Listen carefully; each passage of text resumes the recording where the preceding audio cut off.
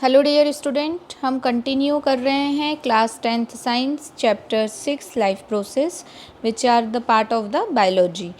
हमारा जो last video था उसमें हमने एनिमल मतलब मेनली एनिमल रेस्पिरेशन देख रहे थे, जिसमें हम डिफरेंट टाइप ऑफ रेस्पिरेशन देख रहे थे, प्रोसेस ऑफ रेस्पिरेशन देख रहे थे which are depend on the availability of the oxygen. अब हम आगे कंटिन्यू कर रहे हैं। अगर आपने हमारे लास्ट वीडियोस नहीं देखे हैं तो आप हमारे चैनल ब्रजेश बागड़ी पे जाके वो वीडियोस देख सकते हैं। आपको हमारे वीडियोस पसंद आ रहे हैं तो हमारे चैनल को लाइक, सब्सक्राइब एवं वीडियो को शेयर करें। साथ ही साथ बेल आइकॉन प्रेस करें ताकि आपको लेटेस्ट वीडियो की अपडेट जो है वो मिलती रहे। अब आगे हम कंटिन्यू कर रहे हैं रेस्पिरेशन में ही कि जो मेनली जितने भी ऑर्गेनिज्म हैं, हमने देखा सभी जो है हम एनारोबिक रेस्पिरेशन को यदि छोड़ दें तो all the organism take oxygen for their respiration. अब यदि हम एनिमल्स को डिवाइड करें तो देखिए, on the basis of their habitat animals are two type. The first is the जो होंगे वो टेरेस्ट्रियल होंगे और दूसरे जो होंगे वो एक्वेटिक होंगे, है ना। पहले टेरेस्ट्रियल होगा, टेरेस्ट्रियल एनिमल्स मतलब विच are leave on the earth और द लैंड। और एक्वेटिक कौन से होंगे, एक्वेटिक कौन से होंगे, which are live in the water bodies. अब दोनों को ही ऑक्सीजन चाहिए, but the process of taking of oxygen are different in both type of animals, है ना। अब यहाँ पे क्या होता है कि जो टेरेस्ट्रियल एनिमल्स होते हैं वो क्या करते हैं, ऑक्सीजन को एटमॉस्फेयर से एब्जॉर्ब कर लेते हैं, है ना। जितनी भी ऑक्सीजन होती है वो क्या करते हैं, एटमॉस्फेयर से एब्जॉर्ब कर लेते हैं। बट जो एक्वेटिक एनिमल्स होते हैं they absorb the dissolve oxygen. Dissolve मतलब जो पानी में मिली हुई ऑक्सीजन होती है वो उसे लेते हैं। इसीलिए as compare to the terrestrial organism the rate of breathing in aquatic organism is higher, है ना। उनमें रेट ऑफ ब्रीथिंग जो होगा वो हाई होगा, क्योंकि as compare to the atmosphere और जो ऑक्सीजन है वो वाटर में डिज़ोल्व कम होती है। डिज़ोल्व ऑक्सीजन का concentration as compare to atmosphere कम होता है। तो अपनी ऑक्सीजन की जो फुलफिलमेंट करने के लिए they respire fast as compare to terrestrial organism.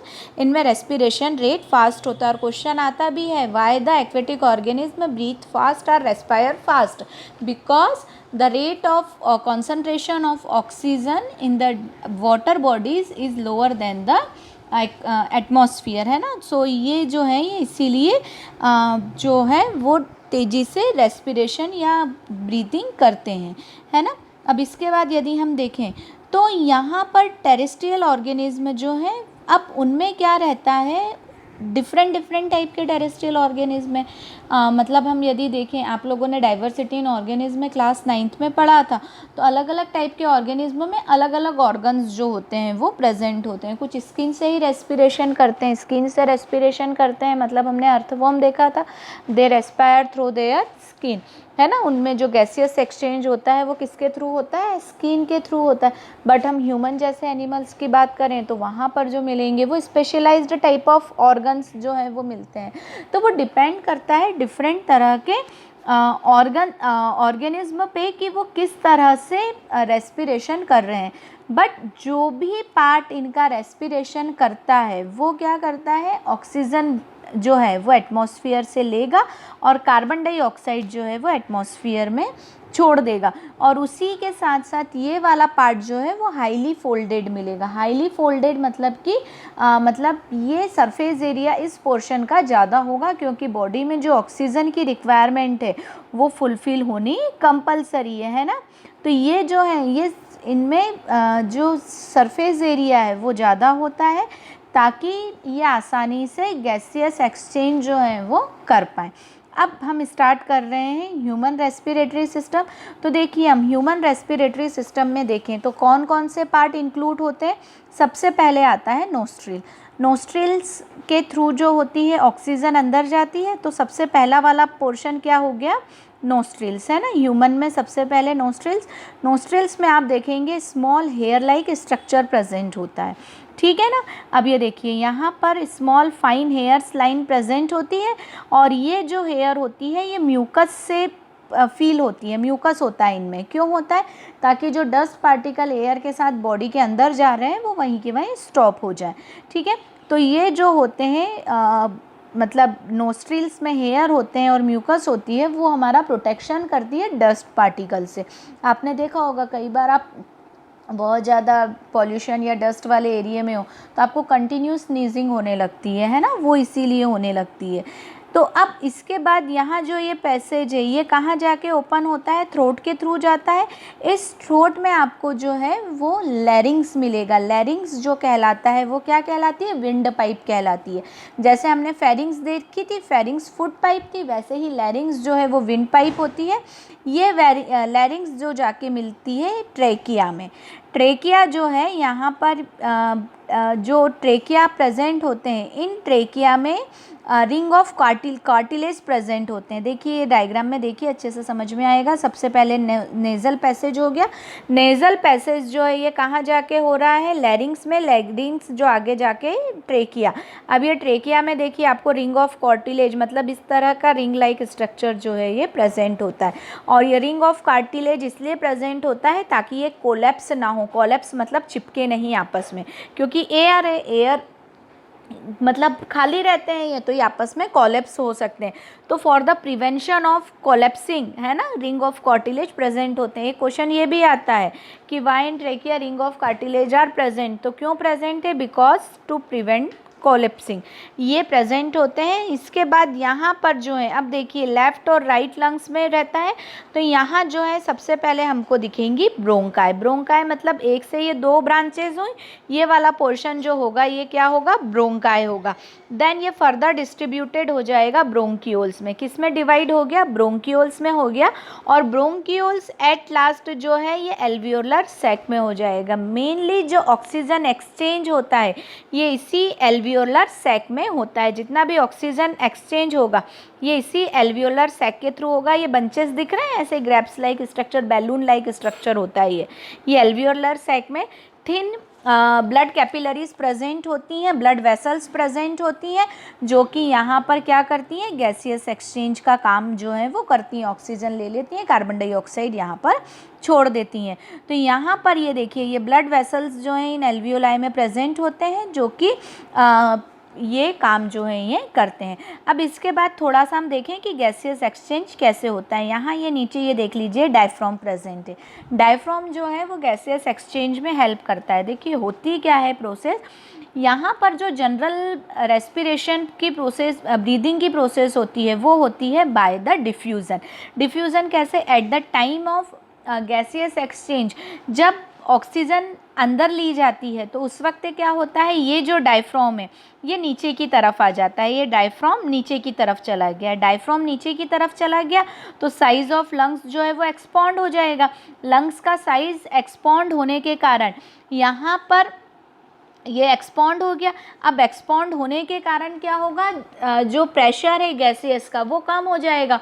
Oxygen जो है वो बाहर ज़्यादा है, अंदर कम है, तो इस तरह से क्या होगी? ऑक्सीजन अंदर आ जाएगी, है ना। और इस ऑक्सीजन अंदर आ गई। अब जब कार्बन डाइऑक्साइड इवॉल्व करनी रहती है तब ये डायफ्राम जो है ये ऊपर की तरफ आ जाते हैं।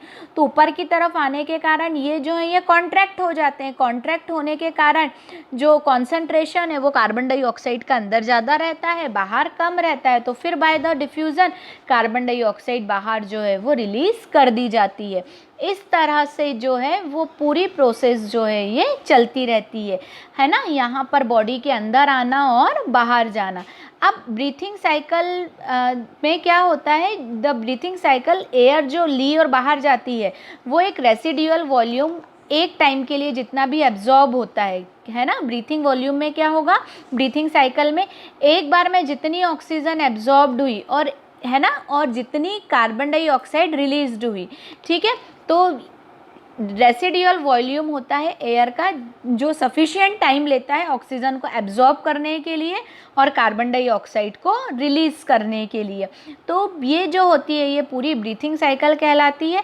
अब देखिए एनिमल का बॉडी साइज़ लार्ज होने के कारण, है ना, हमारी बॉडी में डिफ्यूज़न से अंदर तो आ गया, बट यहाँ पर सारी बॉडी में सर्कुलेट नहीं हो सकता है क्योंकि एनिमल साइज लार्ज है, तो डिफ्यूज़न के थ्रू ऑल ऑर्गन्स में सप्लाई नहीं हो सकता है।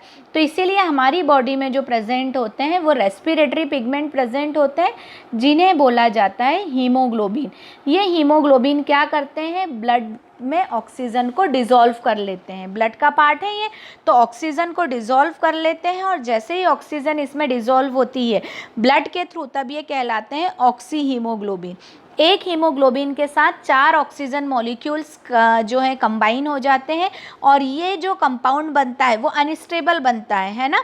जिस तरह से गुड्स कैरियर होते हैं कि नहीं होते हैं, तो उस तरह से ये अटैच होके पर्टिकुलर सेल तक वहाँ पर छोड़ देते हैं, और वहाँ से जो कार्बन डाइऑक्साइड है, कार्बन डाइऑक्साइड जो है as compare to oxygen water में ज़्यादा सॉल्युबल होती है, इसीलिए ये डिज़ोल्व फॉर्म में ही ट्रांसपोर्ट हो जाती है। इसके लिए किसी भी तरह के कैरियर की ज़रूरत नहीं होती है, पर ऑक्सीजन को कैरी करने के लिए हीमोग्लोबिन रिक्वायर्ड होता है। वहाँ पर ये हीमोग्लोबिन जाकर पर्टिकुलर ऑर्गन्स पर या सेल तक पहुँचकर ये ऑक्सीजन को रिलीज़ कर देता है, और ऑक्सीजन जो है वहाँ रेस्पिरेशन करती है, और कार्बन डाइऑक्साइड ब्लड में डिज़ोल्व होकर वापस आ जाता है। और ये याद रखिएगा, एक हीमोग्लोबिन जो है वो 4 ऑक्सीजन को कंबाइन करता है, और इस तरह से ये जो पूरी प्रोसेस है हीमोग्लोबिन के थ्रू, है ना, ये कंप्लीट होती है। आपने देखा होगा कई बार हम बहुत ज़्यादा क्लोज्ड रूम में रहते हैं, जो ऑक्सीजन नहीं होती है, तो हमें सफोकेशन लगने लगता है ना, क्योंकि हमारी सेल को प्रॉपर ऑक्सीजन नहीं मिल पाती। और दूसरी चीज़ एक और बताना चाहूँगी, बंद रूम में कभी भी कैंडल्स जला के नहीं सोना चाहिए। क्यों?